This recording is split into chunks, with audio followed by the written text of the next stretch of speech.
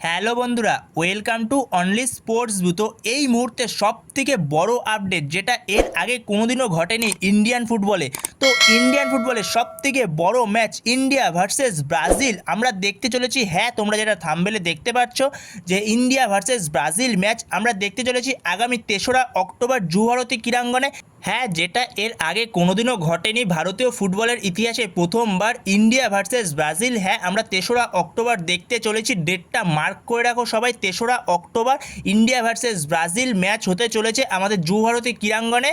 হ্যাঁ, যেটা এখনও পর্যন্ত হয়তো শিওর না যে ব্রাজিলের পুরো ফুল টিম, যেটা মানে মেন টিম, সেটা আসবে কিনা, যেখানে রাফিনা বা ভিনিসিয়াস জুনিয়র থেকে শুরু করে অ্যালিসন আসবে কিনা, যেখানে এটা নিয়ে এখনও পর্যন্ত কোনো শিওর নিউজ নেই। পরবর্তী সময় এবারে আপডেট পেলে অবশ্যই তোমাদের সাথে শেয়ার করে দেবো। হ্যাঁ, কার্লো অ্যাঞ্চেলোতি সে আসবে, কার্লো অ্যাঞ্চেলোতিকে সবাই দেখতে পারবে আমাদের যুবভারতী ক্রীড়াঙ্গনে।